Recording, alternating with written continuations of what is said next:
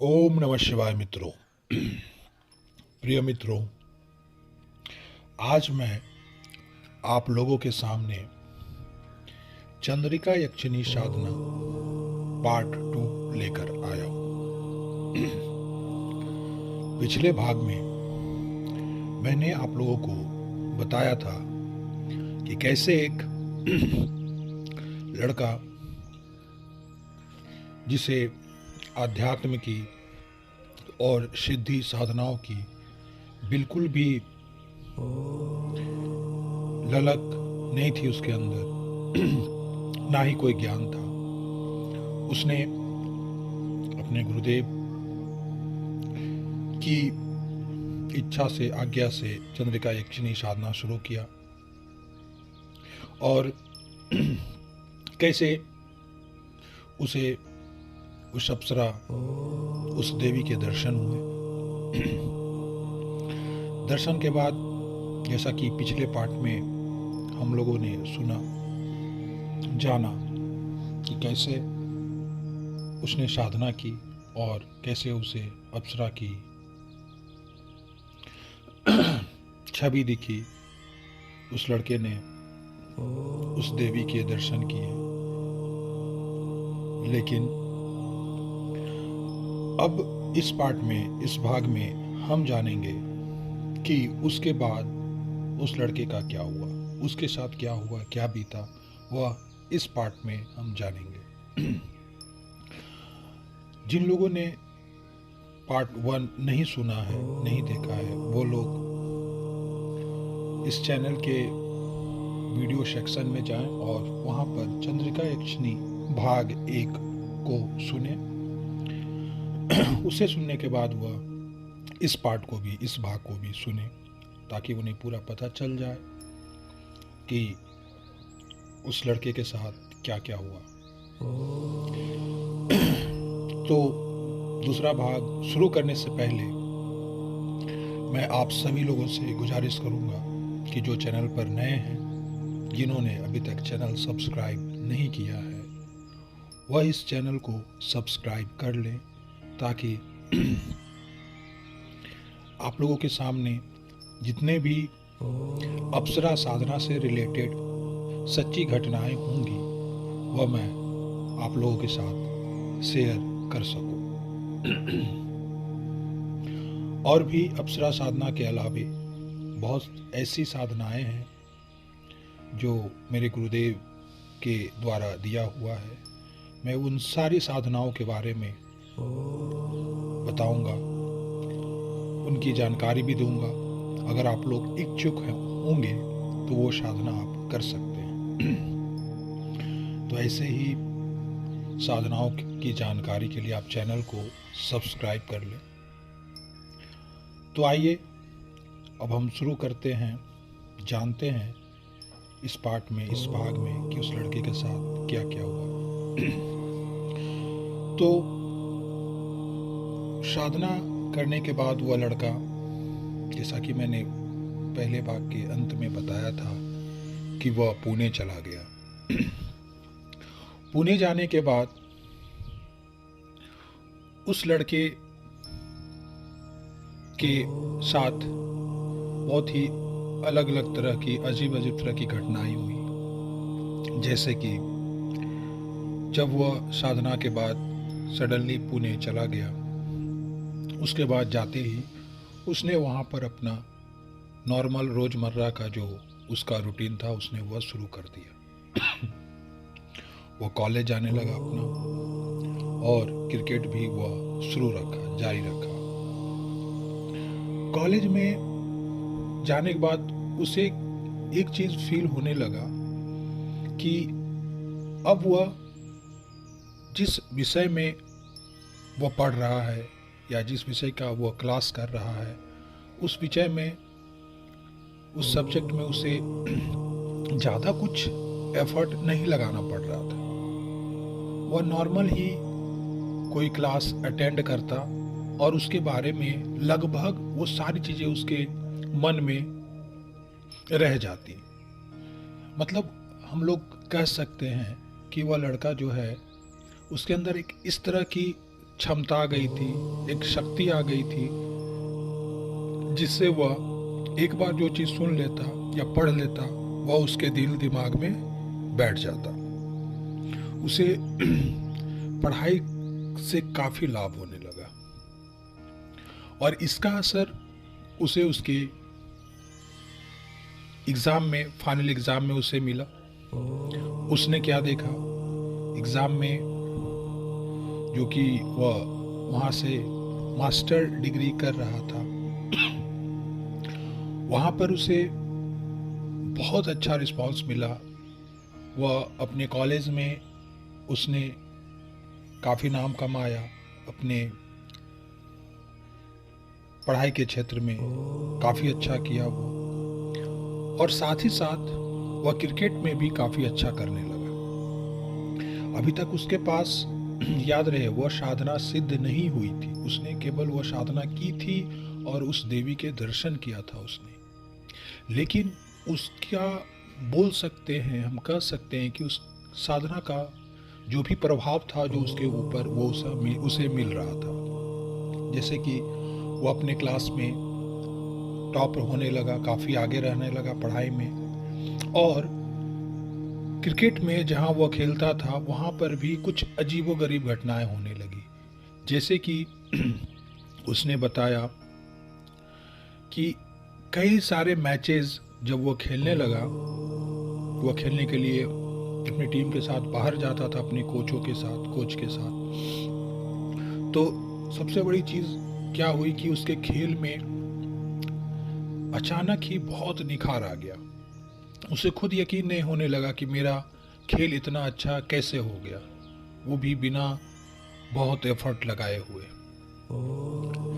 लेकिन उसने ज़्यादा ध्यान ना देते हुए अपने खेल पर और पढ़ाई पर ध्यान रखा, और वो अपने कॉलेज में भी और अपने खेल में भी बहुत आगे बढ़ता चला गया। कई बार उसने बताया कि गुरुजी, कई मैच मैं ऐसा खेलता था जिसमें लगभग हमारी टीम मैच हार गई ही मानो, तो वहाँ पर बस मैं आंखें बंद करके क्या मुझे होता था, अपने गुरुदेव को मैं याद करता था और उस देवी का जो मंत्र था वो मैं बोल देता था, कर लेता था मन ही मन, और उनसे गुजारिश करता था कि काश मैं यह मैच यहाँ से ऐसा हो जाए, यहाँ से मैं जीत जाऊँ। इस तरीके से करने के बाद क्या होता था, वो बताता था कि एक अलग सा चमत्कार टाइप का हो गया। जैसे वो हारा हुआ मैच जीतने लगा। ऐसी बहुत सारी घटनाएं हुई जिससे वह लड़का सोचने पे मजबूर हो गया कि क्या वह सिद्धि मुझे सिद्ध हो गई है, या अगर नहीं हुई है तो फिर ऐसी घटनाएं हो कैसे जा रही, जो मैं चाह रहा हूँ, सोच रहा हूँ, वो खुद ब खुद कैसे होते चला जा रहा है। लेकिन वह था वहाँ जहाँ पर उसके पास साधनाएं करने की कोई सामग्री नहीं थी। उसकी इच्छा हो भी रही थी तो वह कर नहीं पा रहा था, और वह जगह भी ऐसा है जो मेट्रो सिटी में जब वो लड़का था तो वहाँ की लाइफ उसकी काफ़ी व्यस्त थी, आध्यात्म से दूर ही था। लेकिन ये सारी घटनाएं उसे कहीं ना कहीं अपनी ओर आकर्षित कर रही थी। उसे लग रहा था कि सच में अगर वो अप्सरा सिद्ध नहीं है, तब अगर मेरे साथ इतना कुछ हो रहा है तो सिद्ध होने के बाद तो वो कुछ और भी कुछ कर सकता है, वो अपने लाइफ में काफ़ी आगे निकल सकता है। पुणे की ही एक घटना उस लड़के ने बताई। उसने कहा एक बार उसका एक मित्र था जिसकी तबीयत बहुत ज़्यादा खराब हो गई थी, और वो ऐसी स्थिति पे आ गया था जहां उसका बचना नामुमकिन हो गया था। जब इसे पता चला तो यह उसका बहुत अच्छा मित्र था, इसे भी बहुत खराब लगा। इसने उस लड़के के लिए प्रार्थना की। जैसा इसने बताया कि गुरुजी मैंने उस लड़के के लिए प्रार्थना की और हाथ में जल लिया। जल लेने के बाद उसके गले में उसके गुरु जी का कोई माला होता था, तो उस माला को उसने उसमें पानी में उस जल में हाथ में लेकर सटा करके कुछ उसने मंत्र का उच्चारण किया। उसके बाद उस देवी का आवाहन करते हुए उस देवी का मंत्र किया, और मंत्र करने के बाद उसने वह जल अपने मित्र को पिला दिया। और ऐसा उसने कई बार किया। उसने कहा कि गुरुजी, आप यकीन नहीं मानोगे, वह लड़का बिल्कुल स्वस्थ हो गया। धीरे धीरे उसकी जो बीमारी थी, जो प्रॉब्लम था, वो कहाँ चला गया, जड़ से खत्म हो गया, उसे यकीन ही नहीं हुआ। उसके बाद कुछ इस तरह के चमत्कार और छोटे मोटे बहुत सारे चमत्कार होने लगे। जो भी वो लड़का सोचता था, उसके मन में जो भी बात होती थी, वह घटनाएं उसके साथ होने लगी, यानी वह सच होने लगी। ऐसी घटनाओं के कारण उस लड़के की रुचि और भी बढ़ती चली गई अध्यात्म के तरफ। लेकिन वह इस जगह पर था जहां वह अपने गुरु से नहीं मिल सकता था। उसके पास वैसी साधनाएं की सामग्रियां नहीं थी, तो वह अपना नॉर्मल वहां रहने लगा और अपने खेल में आगे बढ़ने की कोशिश करता रहा। वह आगे क्रिकेट में काफ़ी आगे तक खेला, काफ़ी नाम कमाया उसने, और वहाँ काफ़ी खेलने के बाद वह इंडियन टीम के लिए उसने बहुत प्रयास किया। उसने आईपीएल में सिलेक्शन के लिए ट्रायल देने के लिए बहुत कोशिश किया। वह गया, उसने कोशिश की और उसने लगभग सफलता पाई भी। काफ़ी आगे तक वो खेला भी, सेलेक्ट भी हुआ। लेकिन उसके साथ उसका कॉलेज भी था, उसकी पढ़ाई भी थी। वह पढ़ाई भी नहीं छोड़ सकता था, तो वो पढ़ाई पर भी लगा रहा।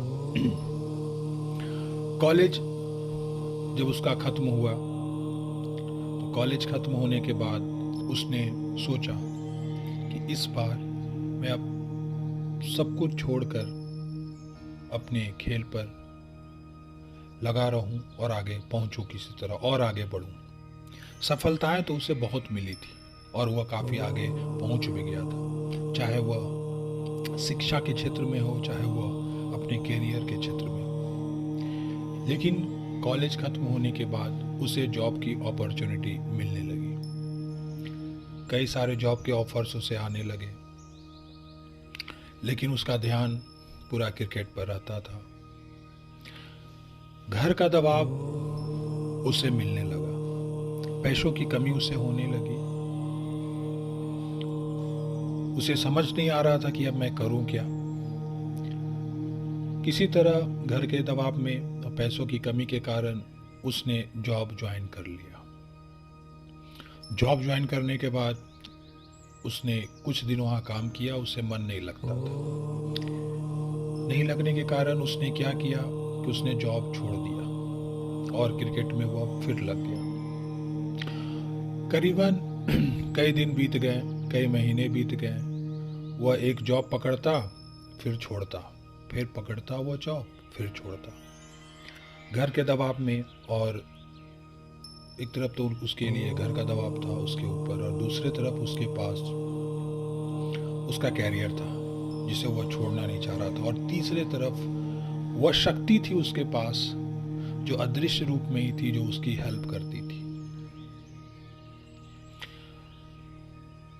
उस समय उसके साथ और भी एक घटनाएं होने लगी कि जो भी लड़कियां उसके आसपास आती, उसके कांटेक्ट में आती, वो सारी लड़कियां उसके तरफ बहुत आकर्षित हो जाती थी।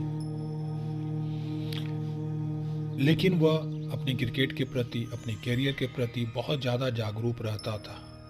जैसा कि उसने बताया कि ऐसी कई सारी घटनाएं हुई जिससे उसका ध्यान लड़कियों की तरफ जाता ही जाता था, क्योंकि लड़कियां उसकी तरफ बहुत आकर्षित हो जाती थी।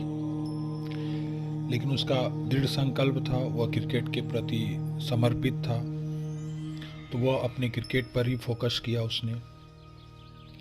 लेकिन घर के दबाव में उसे जो जॉब पकड़ने का उसे दिक्कतें आ रही थी जॉब करने को लेकर के, तब उसे एक चीज़ सूझा कि अगर मैं यहाँ रहूँगा तो मुझे जॉब करना ही पड़ेगा और मेरा क्रिकेट कैरियर ख़त्म हो जाएगा। उस लड़के ने इंग्लैंड में पीएचडी के लिए अप्लाई किया और वह वहाँ पढ़ने के लिए वहाँ की किसी यूनिवर्सिटी में उसने अप्लाई किया और वहाँ से उसका कॉल आ गया।